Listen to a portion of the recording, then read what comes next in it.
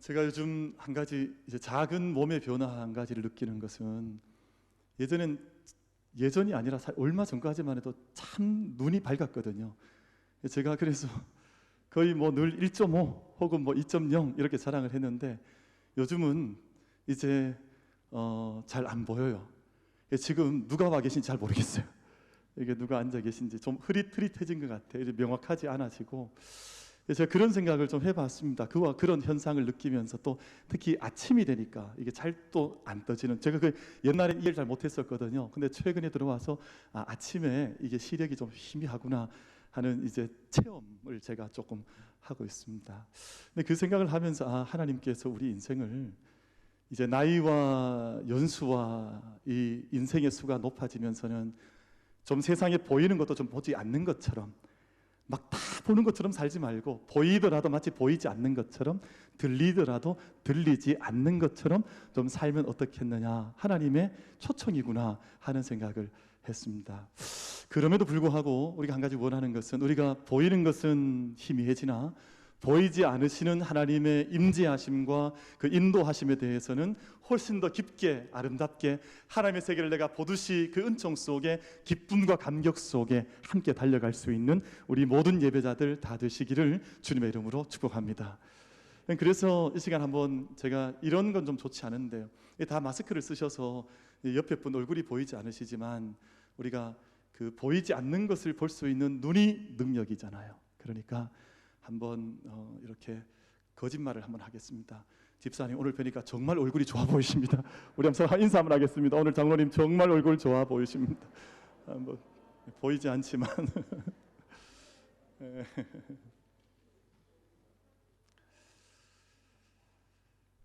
코로나가 이제 여러 달을 지나가게 되면서 그 여러 달 벌써 이제 7월 달이 되니까 시간이 좀 길어지고 있고 또 발표되는 과학자들과 또 전문가들의 이야기를 들어보면 이게 이제 언제 그칠지 사실은 정확히 잘 가늠하기가 어렵다 하는 것이죠.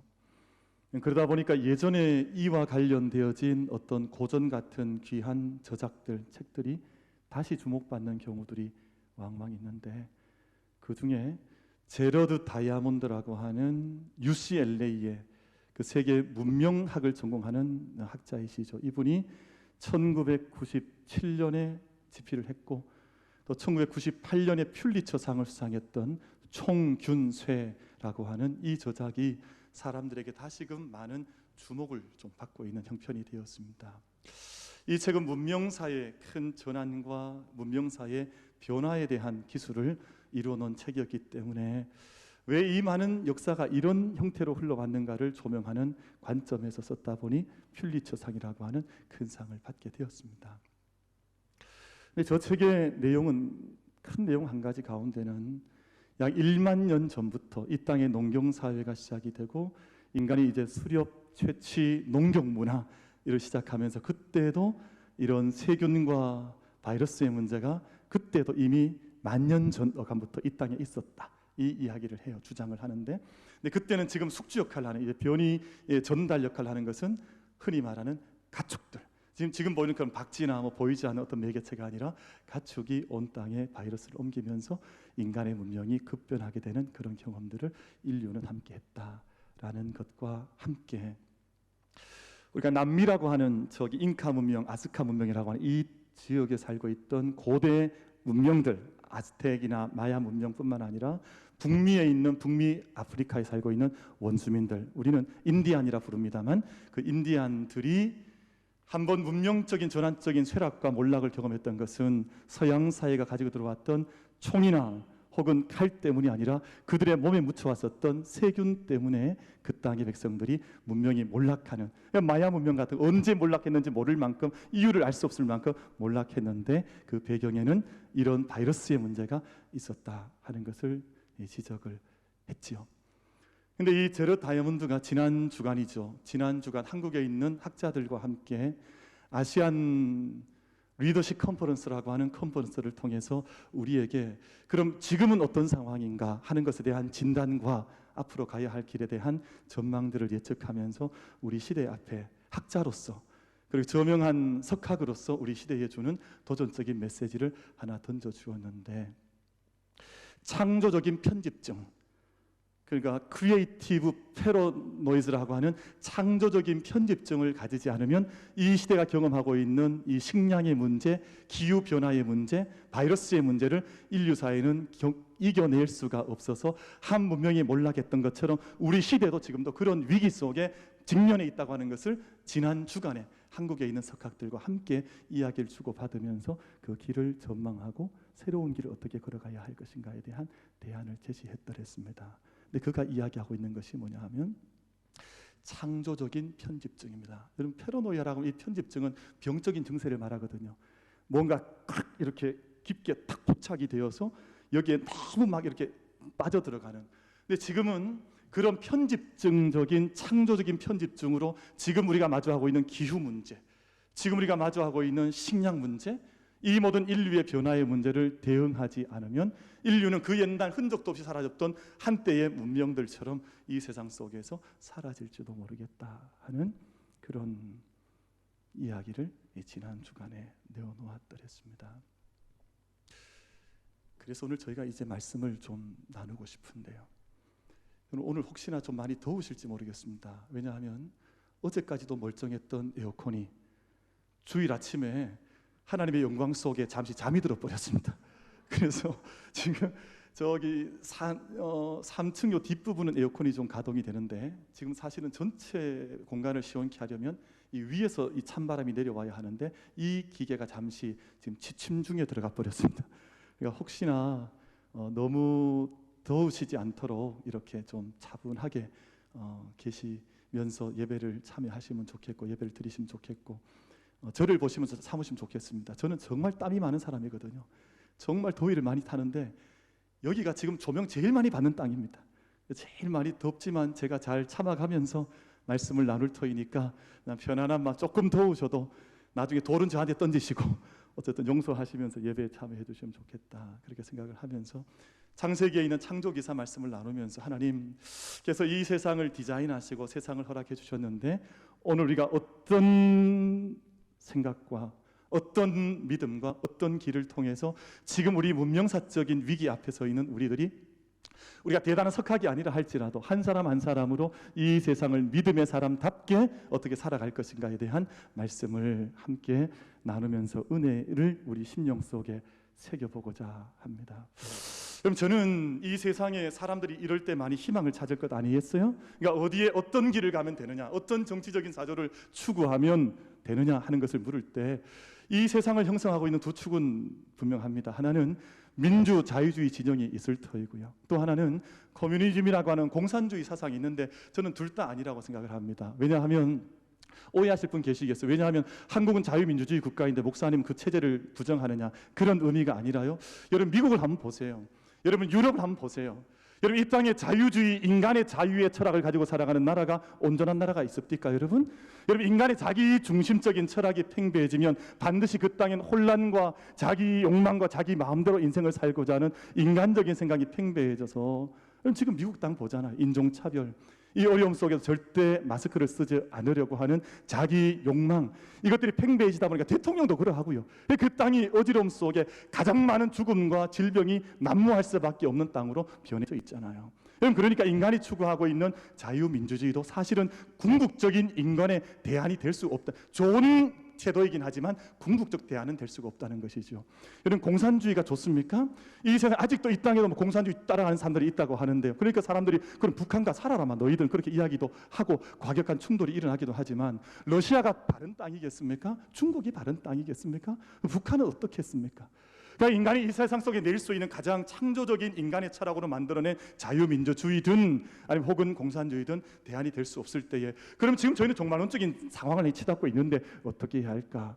오늘 저희는 다른 복잡한 얘기 알지 못한다 할지라도 말씀으로 돌아가서 여러분, 하나님 말씀 앞으로 돌아가고, 또 하나님 우리 가운데 펼쳐주신 그 뜻 안에 우리 인생이 살아감으로 하나님께서 살려두시고 하나님께서 길을 여시고 하나님께서 온전케 하시는 그 땅에 함께 살아나갈 수 있는, 그 길을 걸어갈 수 있는 우리 모든 예배자들이 다 될 수 있게 되기를 주님의 이름으로 축복합니다. 제가 지난 주 중에 창세기 143편 8절 말씀을 묵상하다가 이 말씀 우리 교회가 다 함께 붙들어야 되겠구나, 우리 이 말씀 속에 우리의 희망이 있구나 하는 생각을 했었는데요. 그 말씀을 제가 좀 잠시 읽어드리려고 그럽니다. 시편 143편 8절 말씀 속에 온 세상이 길을 잃어갈 때 시편 기자가 이렇게 기도를 하는 것이거든요. 온 세상이 다 길을 잃어버리고 추구의 문화가 팽배하던 그때에 이렇게 기도합니다. 하나님, 아침에 나로 하여금 주의 인자한 말씀을 듣게 하소서. 내가 주를 의뢰함이니이다. 내가 다닐 길을 알게 하소서. 내가 내 영혼을 주께 드림이니이다. 사랑하는 모든 예배자 여러분, 인생이 살아가야 할 길은 인생의 인간의 철학 속에 담겨져 있는 것이 아니라 우리 인생을 살리시는 인자하신 하나님의 말씀을 듣고 말씀 앞에 그 길을 따라갈 때 우리 가운데 생명의 길이 열리게 될 줄로 믿습니다. 그리고 때로는 우리가 이런 정치적인 세상의 철학도 중요하죠. 때로는 기독교를 변증해 주기도 하고, 때로는 이 세상에 하나님을 피할 수 없다고 하는 인간적인 핑계할 수 없는 지혜로 우리를 초청하기 때문에 철학이 필요하기도 하지만, 궁극적으로 인생이 사는 길은 하나님의 말씀을 듣는 길이요, 그 길을 걸어갈 때 우리 인류 앞에, 이 인생들 앞에 생명의 길이 온전하게 열리게 될 줄로 믿습니다. 그래서 오늘 저희가 창세기 말씀으로 돌아가서, 창세기 1장 2장은 대단히 중요해서요, 여러분, 우리가 언제나 돌아가야 할 말씀이에요. 그리고 이 말씀은 그냥 하나님께서 세상을 엿새 만에 이래 만에 온 세상 창조하시고 쉬셨다 하는 그 이야기가 아니라 하나님의 디자인, 하나님의 드림, 모든 하나님의 생각이 다 담겨져 있는 원초적인 약속의 말씀이 창세기 1장과 2장의 말씀이요, 이 말씀은 성경의 마지막 책인 요한계시록 21장과 22장과 함께 상응하고 있어서 창세기 1장 2장 말씀은 첫 번째 창조의 말씀을 이야기하고 있고, 요한계시록 21장과 22장 말씀은 하나님의 새 창조의 역사와 완성에 대하여 말씀하고 있으니 성경 전체가 하나님의 생명의 길을 우리 인생에게 보여준다 하겠지요. 그래서 오늘 그런 관점에서 오늘 말씀을 함께 살펴서 우리가 이 땅에 어떻게 하면 크리에이티브한, 컨스트럭티브한 페로노이아, 편집증적인 마음으로, 급한 마음으로 이 세상의 생명의 길을 걸어갈 것인가 하는 것을 묵상을 하고자 합니다. 여러분, 제가 지난주에 말씀을 드린 것처럼 온 세상에 1,000만 명이 넘는 사람이 질병에 쓰러져 가고, 또 지난주 제 통계로 50만 명이 넘는 사람들, 지금은 아마 60만 명 치닫지 않을까요? 그 많은 사람들이 생명을 잃어가고, 지금 가까운 일본 땅에는 또 수백 명씩 다시금 또 환자들이 속출하고 있고, 서울시에서는 서울시장이 자살을 하고 있고, 이런 황폐한 땅 가운데에서 우리가 급한 마음 내지 않으면, 정말 정직한 마음으로 이 시대 앞에 서지 않으면 우린 정말 길이 없습니다. 여러분, 정말 저희들이 한 사람 한 사람이 이 세상의 풍조와 흐름을 보면서 하나님께로 온전히 돌이킬 수 있는, 하나님 우리에게 길을 보여주십시오, 길을 가르쳐 주십시오, 그 길로 함께 겸손하게 발걸음을 내디딜 수 있는 우리 모든 예배자들이 다 될 수 있게 되기를 주님의 이름으로 축복합니다. 하나님께서 에덴을 만들어 주셨습니다. 여러분, 에덴이라고 하는 말은 말 그대로 기쁨의 정원입니다. 하나님께서 온 세상 우주 만물을 창조하신 후에 그 중심에 에덴을 창설하시면서 그곳에서 인간들이 살아갈 수 있도록 함께 하나님의 생명을 누리고 하나님의 공의의 다스림 속에서 함께 기뻐하며 그 땅에 있는 모든 생명들을 함께 누리면서 함께 만족할 수 있는, 충만할 수 있는 그 삶을 하나님께서 에덴 동산에다가 베풀어 주셨습니다. 그러니까 에덴 동산의 요소는 크게 세 가지인데요, 저는 이것을 에덴의 블레싱, 창조의 블레싱, 창조의 밥상의 블레싱이라고 그렇게 부르고 싶은데, 여러분, 에덴은 어떻게 에덴이 될 수 있냐 하면 그곳을 만드신 하나님이 계셔야 이것이 에덴이 되는 거예요. 이게 출발점입니다. 만약 이 세상이 하나님을 잃어버리게 되면 에덴이 되지 않는 거예요.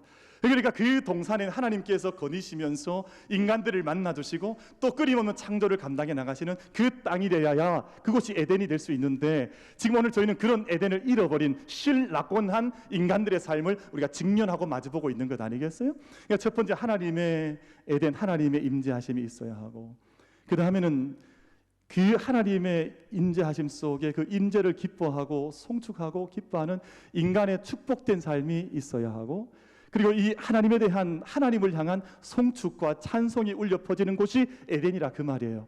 여러분, 그냥 에덴이 하나님께서 그냥 먹고 살기 좋은 땅 하나 떡하니 지어주시고 인간을 그냥 넣어놓으신 그런 수준이 아니라, 하나님께서 그 땅을 품어 안으시고 생명 품어주시고 그 땅에 있는 인간들은, 사람들은 축복의 삶을 살고, 또 그곳에서 하나님을 향한 찬송과 송축이 울려 퍼지는 바로 그곳이 기쁨의 땅 에덴이라는 것입니다.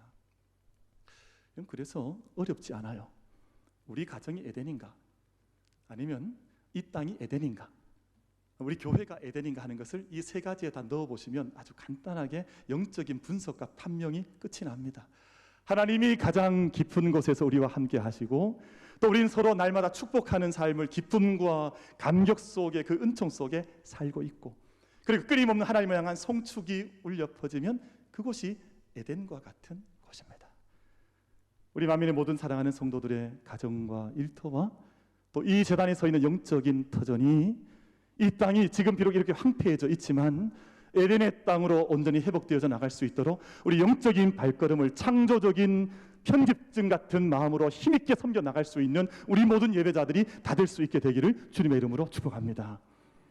그래서 에덴의 블레싱, 블레스라고 하는 말은 영어에서 보면 세 가지 의미를 갖습니다. 하나님께서 블레스 하시면 하나님께서 강복하신다는 뜻이에요. 강복, 내릴 강자가잖아요. 그러니까 복을 하나님께서 내려주신다. 어떤 분들이 자꾸 그런 얘기해요. 우리가 축복합니다, 뭐 이 말이 괜찮냐? 이게 제가 설명을 드릴게요. 하나님께서는 블레스 하신다 하면 이때는 하나님께서 복을 내려주신다는 뜻입니다. 근데 우리가 블레스 하면 우리는 강복하는 존재가 아니에요. 우리는 축복하는 자들입니다. 복을 비는 사람들이죠. 그러니까 에덴은 함께 만들어진 하나님의 창조 세계를 바라보면서 옆에 있는 귀한 나의 생명의 형제들과 자매들, 온 땅에 있는 생명들 향해서 축복하는 삶을 사는 것이 에덴입니다. 그리고 우리가 하나님을 향해서 우리가 하나님을 향해 블레싱 할 수 있잖아요. 그러니까 그러면 사람들이 오해할 수 있어요. 우리는 그러면 하나님을 축복하느냐? 그것이 아니라 그때는 영어적 의미에서는 하나님을 송축한다는 뜻입니다. 하나님을 찬송하고 찬미하고 올려드려 깊은 노래를 부른다는 뜻이거든요. 그러니까 하나님의 에덴의 블레싱이라는 것은 하나님께서는 그 땅에 이 에덴에 복을 내려주시고, 우린 그 복 때문에 함께 축복받은 것을 감사해서 그 축복을 온 세상 가운데 전하는 삶을 살고, 함께 위를 향해서 우리가 블레싱 갓 할 때는 하나님을 향해 송축하여 찬양을 올려드린다고 하는 그런 의미를 가지고 있습니다. 우리 만민에 살아가는 모든 성도들께서 살아가는 모든 삶의 자리가, 여러분 가정이 20평짜리 집입니까? 아니면 30평짜리 아파트입니까? 아니면 기업이 100평, 200평 하는 기업을 가지고 계십니까? 어떤 땅이 되든 어떤 조건이 되든 내게 주신 그 땅이 에덴으로 섬겨나갈 수 있는 그런 축복의 삶을, 은총의 삶을 함께 달려나가는 우리 모든 에덴의 주인공들이 다 될 수 있게 되기를 주님의 이름으로 축복합니다. 하나님께서 에덴을 주실 때에는 가장 중요한 요소 한 가지가 있는데요, 하나님께서 삼위일체 하나님께서 우리 인생을 지어주시고 온 땅을 만드실 때 관계적 존재로 인생을 빚어주셨습니다. 이게 창세기 1장 2장에서 너무 중요한 주제예요. 그러니까 이 세상에 있는 악한 사람들, 죄의 무리들, 어둠의 영들은 끊임없이 관계를 깨뜨리고 파괴하고 나누고, 여러분 지금 10쌍이 이혼하면 5쌍이 이혼하고, 10쌍이 결혼하면 5쌍이 이혼하고, 너무너무 극심한 고통들을 겪잖아요. 특별히 가까운 관계들일수록 그렇게 하는데요, 참 안타까움이 많습니다. 그런데 하나님께서 이 땅에 인생을 지어주실 때 이미 참된 하나님의 백성들의 속에는 관계적 코드라고 하는 하나님의 새기심이 인생 속의 형상을 따라 새겨져 있습니다. 그래서 오늘 말씀을 한번 확인하겠습니다. 우리 창세기 1장 25절과 우리 26절, 27절 말씀을 보겠습니다. 제가 창세기 1장 26절, 27절 말씀을 제가 보겠습니다. 제가 읽겠습니다. 하나님이 이르시되 우리의 형상을 따라 우리의 모양대로 우리가 사람을 만들고 그들로 바다의 물고기와 하늘의 새와 가축과 온 땅과 땅에 기는 모든 것을 다스리게 하자 하시고, 하나님이 자기 형상 곧 하나님의 형상대로 사람을 창조하시되 남자와 여자를 창조하셨다라고 말씀합니다. 그러니까 남자와 여자는 하나님의 형상대로 빚어진 존재요, 또 하나님 삼위일체로 계신 하나님께서 완전한 사귐과 내재와 충만함 속에서 만들어주신 존재가 남자와 여자라고 하는 근본적인 성비의 관계입니다. 근데 지금 이 세상 여러분 다 알고 계신 것처럼 남자는 여자를 끊임없이 핍박을 하고 해왔고, 또 여성들은 끊임없이 남성에 대한 성적인 문제를 일으키면서 남녀의 전쟁터 같은 시대 속에 빠져있는 형국이 우리 시대의 형국인 것은 아마도 말씀 안 드려도 다 알고 계실 것입니다. 그런데 하나님께서 온 세상을 만드시던 그때에 첫째 날부터 다섯째 날까지는 여러분 창세기 말씀을 읽어 내려가 보시면 하나님 창조하신 사건을 단수적으로 표현하세요. 하나님이 가라사대, 하나님이 말씀하시되 뭐 하늘에 별이 있어라, 또 하늘에 뭐 저기 일월 성신이 있어라, 막 이렇게 창조하셨거든요. 근데 굳이 인간을 창조하신 바로 이 자리 1장 26절 27절에서만 하나님께서 이제는 단수가 아니라 복수를 사용하셨습니다. 한 분이 아니라 세 분 삼위일체 하나님을 말씀하신 거예요. 하나님이 이르시되 우리의 형상을 따라 우리의 모양대로 우리가 사람을 만들고 그들로 바다의 물고기 다 이렇게 다스리게 하는 남자와 여자를 만들자. 그러니까 하나님께서는 인생을 디자인하실 때 관계적 존재로 만드셔서 홀로 있는 것, 독초하는 것 아니라 함께 존재하는 것 만드셨습니다. 여러분 창세기 안에 보면 하나님께서 계속해서 하나님은 좋아하시는 하나님이세요. 여러분 우리 교우들도 좀 좋아하는 교우들이면 좋을 것 같아요. 이게 뭘 봐도 아이고 좋아 보인다. 이게 남편의 주름살이 하나 더 늘어도 아이고 참 예뻐 보인다. 안 예쁩니까? 그러니까 이거 뭘 봐도 어쨌든 좋은 눈으로 볼 수 있는 하나님 마음이. 왜냐하면 하나님 첫째 날 만드시고 나서 하나님 이야 좋다, 토부하다. 이 히브리 말로 토부라 그러거든요. 토부하다. 둘째 날 하시고도 토부하다. 셋째 날도 토부하다. 그러다가 마지막 인간을 만드시고 나서는 하나님 정말 좋아하셔서 매우 좋다, 토부 매우드라고 하는 표현을 하셨는데, 근데 하나님께 창세기에서 좋다 좋다 좋다 계속 말씀하시다가 좋지 않다고 말씀하신 게 있어요. 그것이 독처하는 겁니다. 하나님 보실 때 온 세상이 다 좋으셨어요. 다 아름답고 다 귀하셨는데 다 좋다 좋다 좋다 너무 좋다 하시다가 하나님께서 첫 번째 말씀하신 좋지 않다, 관계가 깨어지는 것, 독처하는 것, 이거 좋지 않다, 그렇게 말씀하신 거예요. 여러분 요한복음 1장 말씀 보면 창세기 1장도 태초에 하나님이 천지를 창조하셨다, 그에 상응하는 말씀이 요한복음 말씀인데요. 요한복음 1장 1절 말씀은 태초에 말씀이 계시니라. 근데 그 말씀이 하나님과 함께 계셨다, 그렇게 말씀해요. 근데 이 말씀 여러분 읽어보면 제일 중요한 단어가 뭐냐? 함께라는 단어. 함께라는. 하나님은 홀로 계시는 거 좋아하지 않으신 거예요. 함께 계시는 것을 기뻐하시고 그 사귐을 좋아하시고 그 풍성한 영적인 내주와 영적인 충만함과 함께 역사를 이루어가는 그 하나님의 일을 그 함께 하심 속에서 하나님은 이루어 가셨다는 것을 성경에서 말씀하고 있습니다. 독일의 철학자 쇼펜하우어가 고슴도치 딜레마라고 하는 이야기를 자기 우화에서 했는데요. 고슴도치가 겨울에 막 바들바들 추운 겨울에 떨다가 너무 추우니까 이제 옆에 있는 형제 자매 온기로 좀 따뜻해지려고 곁에 조금씩 스크럼을 짜서 붙는 거예요. 근데 붙으니까 어떻게 돼요? 찔리는 거예요. 아야 찔리다가 이게 너무 아프니까 또 떨어지는 거예요. 근데 혼자 있어 보니까 또 너무 춥고 힘드니까 또 붙는 거예요. 그렇게 해서 수십 번을 하다가 이 고슴도치가 드디어 깨달은 거예요. 뭘 깨달았냐 하면 사회적 거리두기를 해야 되겠구나. 왜냐하면 온기도 잃어버리지 않고 찔리지도 않는 적절한 거리를 사회적 거리두기라고 부르잖아요. 그러니까 이게 병도 걸리지 않으면서도 함께 뭔가를 할 수 있는 그 정도 딱 거리, 소셜 디스턴싱이라고 하는 사회적 거리두기를 통해서 더 이상 찔리지도 않고 그렇게 살았으면 좋겠다. 그래서 쇼펜하우어가 그 길을 제시했습니다만, 여러분 쇼펜하우어의 인생 길에 대한 글을 읽어보면 그는 친구도 없었고 연인도 없었고 개와 함께 살다가 비참하게 죽었다 그래요. 그러니까 아무리 철학적인 깨달음을 가진다 해도 여러분 그렇게 인생을 사는 것은 아니라서 하나님께서는 우리 가운데 참된 관계적 존재로 우리를 불러주셨습니다. 그래서 우리 인생은 뭐냐 하면요, 창세기 이야기에서 말씀하신 하나님께서 우리에게 가르쳐 주신 인생이라고 하는 것은 홀로 외로움에 추위에 떨듯이 몸부림치는 인생도 아니에요. 함께 얽혀지면서 고통스럽게 서로를 만드는 존재도 아니어서 함께 서로 충만한 하나됨 속에 이루어가는 우리의 삶을 이루어가는 그 삶을 하나님께서 우리에게 기뻐하신다는 것입니다. 그래서 나와 너라고 하는 아이엔 다우, 아이엔 유라고 하는 유명한 책을 쓴 마틴 부버, 유대인 철학사였었지요. 이분이 창세기와 이 말씀을 요한복음 새롭게 해석하면서 태초에 말씀이 계신 자 이렇게 말하지 않고 태초에 관계가 있었다 이렇게 처음에 명시적으로 언급을 하거든요. 관계가 얼마나 중요한지 몰라요.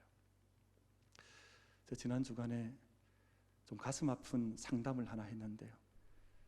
중학생 어린아이를 두고 있는 어머니 아버지가 이 아이를 감당을 하지 못하는 거예요.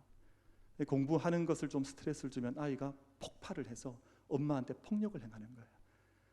그러니까 이게 마음속에 공부에 대한 스트레스가 너무 깊어서 제가 한 30-40분 길게, 저희 교우는 아닙니다. 우리 교우 아니고 멀리 계신 분이 너무 답답하니까 어떻게 저한테 연락이 와서 제가 상담을 좀 해줬는데, 아이한테 일단 공부 스트레스 너무 주지 말고, 제가 작년에 우리 교회에 오셨던 여자 목사님 계시죠? 그 이기복 목사님인가요? 저기 두란노에서 가정사역 하시는 목사님 책을 한 권 소개시켜 드렸습니다. 잘하는 죽으니까 괜찮아. 그러니까 아이한테 너무 다 잘한 것처럼 막 당신 어머니의 생각 가지고 자꾸 아이 대하지 말고 아이의 관점에서 아이의 삶을 바라보면서 어머니, 부모와 자녀 간의 관계가 먼저 만드는 것이 먼저이지 아이에게 공부 먼저 만드는 것이 먼저가 아니니까 잘하는 죽으니까 괜찮아. 그 책 읽어보면서 묵상하면서 다시금 출발해보자 하고 조금 이야기를 나눴습니다. 지난 주간에 저희 가슴 아픈 일입니다만 서울시장이 자살을 했습니다. 근데 이게 마지막 글에 뭐라고 유언을 남겼는가 하니 가족들한테 고통만 줘서 미안하다 글 남기고 죽었는데요. 그렇게 되면 남아있는 가족들은 지금부터 또 고통을 살지 않겠습니까? 근데 이 세상 사람들이 정말 그분은 보면 똑똑한 분이잖아요. 경기고등학교 나오고 서울대학 들어갔다가 또 건국대학에서 공부를 하고 뭐 석학 중에 석학, 우리 똑똑한 분이잖아요. 근데 똑똑하면 뭐합니까 여러분? 이 세상에 정치적인 능력을 가진 뭐합니까? 이 세상에 힘있게 살아간들 뭐합니까? 물질을 가진들 뭐합니까? 여러분, 사람은 아무리 많은 물질을 쌓아놓고 살아도 관계가 바르게 형성되어 있지 않으면 불행한 존재입니다. 근데 우리가 좀 적게 가진다 해도 바른 온전한 관계 속에 들어와 있으면 참된 길을 갈 수 있는 존재가 바로 인간적인 존재들입니다. 여러분, 오늘 저희들 예배 전에 올라왔는데요, 우리가 하나님과의 온전한 관계, 또 내게 주신 사람과의 온전한 관계를 귀하게 생각하고 이 땅의 온 우주 만물과의 관계 속에서도 참된 관계는 나로부터 시작된다고 하는 믿음의 담대한 고백 속에서 우리가 참된 그 생명길을 선택하고 걸어갈 수 있는 우리 모든 예배자들이 다 될 수 있게 되기를 주님의 이름으로 축복합니다. 그래서 우리는 조금은 더 관계를 아름답게 만들어갈 필요가 있습니다. 오늘 찬양대 감사한데요, 시온찬양대 찬양 참 감사하잖아요. 근데 하나 예를 드는 겁니다. 여러분, 찬양 참 잘 드리는 것도 중요하지만 시온 찬양대 안에서 먼저 영적인 관계를 아름답고 따뜻하고 깊게 가지는 것이 찬양 드리는 것과 동등하게 중요합니다. 그럴 수 있잖아요. 겉에서는 연기하듯이 찬양도 못 들어주게 하고, 이 드라마에 나오는 대부분 배우들이 그런 삶을 많이 살잖아요. 겉에서는 얼마나 아름답고 화려한데 뒤로 돌아가 보면 이건 삶 자체가 말이 되지 않는 인생을 살면서 파탄적 삶을 살아가는 인생들이 많잖아요. 저는 그런 존재가 아닙니다. 여러분, 하나님 앞에서 참된 하나님의 생명의 관계는, 여러분, 에덴 동산에서는 죄가 들어오면서 하나님과의 관계도 깨어지고 또 사람과의 관계도 깨어지고 온 땅은 황폐해져 버렸는데요, 하나님이 계시지 않는 그 땅, 관계가 없는 그 땅은 필연적으로 황폐해질 수밖에 없습니다.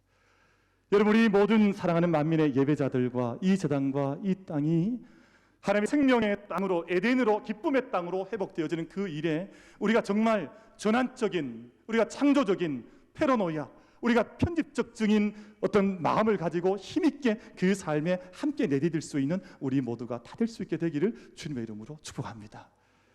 그래서 그것은 우리 훈련으로 좀 시작이 돼요. 곁에 있는 분에게 조금은 좀 이렇게 웃어주시는 것도 괜찮아요. 그래서 제 김영근 목사가 너무 잘생겨서 시기하는 마음으로 맨날 볼 때마다 기분 나쁘고 막 그렇게 하지 말고, 저 얼굴을 봐도 내가 그냥 용서가 되고, 저 얼굴을 봐도 기쁨이 임하고, 그냥 얼굴을 봐도 내 마음속에 함께 은혜를 나눌 수 있는 동역자가 되어지는 그런 하나님 앞에서의 하나됨의 은총의 길을 우리 만민교회는 함께 걸어갈 수 있게 되기를 주님의 이름으로 축복합니다.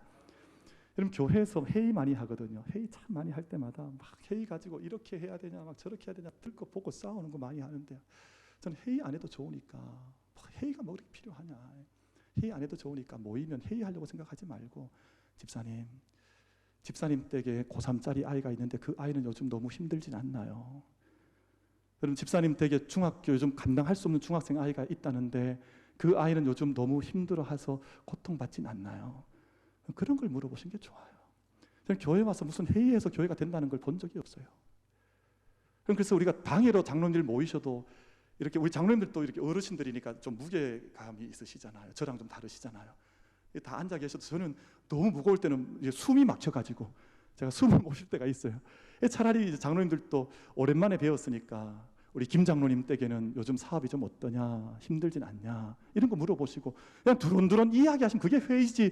뭐 교회를 뭐 에어컨을 100만 원짜리 바꿀래, 200만 원짜리 바꿀래, 이런 그건 정말 그냥 일이고요, 여러분. 우리 일하러 교회 모인 게 아닙니다. 하나님께서 우리 일 시키러 교회 모이신 게 아니에요. 부르신 게 아닙니다. 그러니까 우리 만민교회는 영적인 사귐과 충만함 속에 거할 수 있는 그런 교회와 모든 가정들이 다 될 수 있게 되기를 주님의 이름으로 축복합니다. 그러니까 맨날 아이한테 네 성적 몇 점 맞았나 이걸 가지고 접근하는 부모님들은 그냥 일로 아이를 접근하는 것이고요. 그것 먼저가 아니고 나는 너를 사랑해, 나는 너를 이해해, 세상 다 너를 이해하지 못해도 나는 너를 알아라는 마음으로 그 아이의 가슴을 품어내면 그 아이가 지금 공부하지 말라고 고사를 지내도 그 아이는 자기 삶을 성공적으로 걸어갈 수 있습니다. 여러분 창세기 1장과 2장에 나타난 하나님의 그 사귐과 그 아름다움과 충만함의 은혜가 우리 모든 삶의 자리들마다 에덴처럼 임할 수 있는 은혜가 우리 모두에게 임할 수 있게 되기를 주님의 이름으로 축복합니다. 그래서 하나님께서 우리에게 주신 것이 에덴의 식탁이에요. 하나님께서 이 모든 것들을 저희가 마음껏 먹고 이 모든 것들을 마음껏 누리고 함께 살아가자. 그런데 한 나무, 너는 이 나무만은 먹지 말아라. 이것은 먹기 위한 용도가 아니야. 여러분 나무도 그런 나무 있잖아요. 이렇게 먹는 나무도 있고 그냥 관상용인 나무도 있고 그리고 이것은 기념 식수한, 이건 건드리면 안 되는 기념 식수도 있고 그렇잖아요. 근데 이건 기념 식수거든요. 이거는 하나님께서 이 창조 세계 다 만드시고 나서 이건 건드리지 말아라. 이거는 내가 이 땅을 만들었다는 것과 너희는 내 자녀라고 하는 것과 이 세상은 너희가 다스려야 된다고 하는 것을 이제 약속한 약속의 기념 식수니까 건들지 말아라. 여러분 근데 모든 사람들이 이 땅의 것들을 바라보면서 먹는 것으로 다 바꿔버리면 이 땅은 황폐하게 되어져 있습니다. 먹지 말아야 할 것들을 먹을 것으로 바꾸면 그 땅은 황폐하게 되어져 있는 엄격한 하나님의 약속이 창세기 속에 기록이 되어져 있습니다. 여러분 그래서 하나님은 원래 먹고 사는 문제를 그렇게 고통스럽게 만들지 않으셨어요. 원래는. 근데 사람들이 먹고 사는 것 때문에 하나님 다 잃어버린다 그러죠? 아닙니다. 정말 믿음의 사람들은 먹고 사는 그 문제를 바라보면서 이것이 얼마나 하나님의 은총인지를 아는 사람이 믿음의 사람이에요. 한 끼 한 톨 한 끼 밥을 먹으면서도 하나님의 은혜가 담겨져 있고 이 일할 수 있는 건강도 주시고 여건도 주시고 삶의 터전 주신 것을 감사해서 에덴을 갖고 나가는 그 삶이 하나님 안에 있는 삶입니다. 근데 하나님을 모르는 사는 삶은요, 먹고 사는 문제를 인간의 것으로 바꿔버려요. 그게 공산주의죠. 먹고 사는 문제를 자기 자유의 문제로 바꿔버려서 먹는 것 먹지 못할 것 구분 없이 다 먹어버립니다. 이것이 자유주의입니다. 그러니까 우리는 여러분 그런 세상 속에 거하는 우리들이 아니라 하나님의 창조 질서 속에, 창조의 약속 속에 그 생명의 밥상에 함께 참여할 수 있는 우리 모든 예배자들이 다 될 수 있게 되기를 주님의 이름으로 축복합니다. 그래서 하나님의 말씀을 읽으면 참 신비합니다. 하나님은 꼭 이 세상 이 급한 일 중에도 꼭 식사를 하라는, 밥을 먹으라는 거예요. 근데 지금 우리 한국 정부가 우리 한국 교회한테 밥 먹지 말라 그러잖아요. 식당도 못 한다. 그리고 찬양 연습도 못하게 한다. 막 엄격하게 막 하는 이유는 세상이 너무 급박하고 어렵기 때문이기 때문에 저희는 정부에 어느 정도 협조를 잘 하고 또 우리는 그 뜻을 따라가면서 우리는 그보다 그 수준에 머물러서는 안 돼요. 그보다 더 생명 살리는 일에 어떻게 참여할 수 있느냐, 이게 교회의 관심. 저는 정부에서 내려온 10가지 조건에 저는 관심이 하나도 없습니다. 이 일이 아니라 우리는 이것에 멈춰져 있는 것이 아니라 정말 생명 살리는 일에 어떻게 참여하면 교회가 이 일을 할 수 있는, 저는 여기에 관심이 있지 이것 복종하냐 복종하지 않냐 여기에 저는 관심이 정말 없습니다. 정말 생명 살리는 그 일, 이 땅에 하나님의 역사가 나타나는 그 일을 위해서 온 마음을 다 드리고 싶지, 성가 연습 못하니까 성가 연습 오늘 중단한다, 이 정도 범죄에 머물러 있고 싶지 않다는 말이에요. 여러분 정말 우리가 이 땅을 생명의 땅으로 함께 살고 에덴으로 만들어 나갈 수 있는 은혜가 우리 모든 예배자들 가운데 임할 수 있게 되기를 바랍니다. 말씀을 좀 맺으려고 하는데요, 하나님께서 그 급박한 6월절 사건을 일으키시면서도 구원만 하시면 될 것 아니겠어요? 이제는 모든 애굽의 재앙 10가지가 끝이 나고 그냥 빨리 광야로 나가서 광야에서 나를 만나서 예배하자, 이거 하시면 될 텐데 그 바쁜 6월절 밤에 식사하라는 식탁을 차려주셨습니다. 그래서 6월절 어린 양, 또 쓴 나물, 그리고 누룩을 넣지 않은 무교병 빵 먹고 가라는 거예요. 왜냐하면 세상에서 구원받는 것만 급한 것 아니고 밥 먹는 것만 급한 게 아니고 이 모든 일 속에 하나님의 일이 함께하고 있다고 하는 것을 기억하라는 것입니다. 그리고 예수님께서 그 급한 6월절 전날 밤에 이제 내일이면 십자가에 달리실 텐데 지금 그 십자가 생각하셔야지 밥 차릴 시간이 어디 있으세요? 근데 예수님께 제자들 위해서 밥을 준비해 주신 거예요. 성만찬을 준비해 주신 거예요. 빵을 주시면서 이건 내 몸이다. 너희가 이 먹는 걸 통해서 나의 구원을 알아라. 이건 나의 언약의 피다. 이 피를 마시면서 내가 너희를 위해서 피를 흘린 하나님의 사랑이 있다고 하는 것을 너희가 잊지 말아라. 예수님 부활하신 후에도 디베랴 바닷가에 제자들 찾아오셔서 그냥 부활하신 거 급하시니까 그냥 내가 부활했다 외치면 되는데 또 예수님 오셔서 숯불 피워놓으시고 거기다 떡 마련하고 고기 구워주셔 또 제자들 가운데 식탁을 마련하셔서 함께 먹게 하시면서 먹는다는 것, 우리 육체로 산다는 것, 이 모든 것 하나님의 구원이 있다고 하는 것을 제자들 가운데 또 가르쳐 주셨습니다. 여러분, 요한계시록 말씀에 보면 정말 중요한 말씀이 있죠. 요한계시록 말씀 속에 3장 20절 말씀, 볼지어다 내가 문 밖에 서서 두드리노니 누구든지 내 음성을 듣고 문을 열면 내가 그에게로 들어가 그로 더불어 먹고 그는 나와 더불어 먹으리라. 하나님의 가족, 하나님의 식탁, 하나님의 생명을 이렇게 말씀하고 있습니다. 여러분, 저희가 하나님 앞에서 귀한 때를 보내면서 이 시간을 지나면서 하나님께서 계셔서 강복하시는 땅, 하나님에 대한 감사를 알고 축복하는 인생이 있는 그 땅, 또 하나님을 향해서 위를 향해서 블레싱하면서 하나님을 송축할 수 있는 그 땅을 살아갈 뿐만 아니라 우리가 참된 생명적 관계, 공감적 사랑 안에서 한 생명 한 생명과 함께 더불어 살아갈 수 있는 그 삶을 삶으로 정말 주님의 기뻐하시는 생명의 식탁에 참여하는 우리 모든 만민의 예배자들 한 분 한 분이 다 되시기를 주님의 이름으로 축복합니다.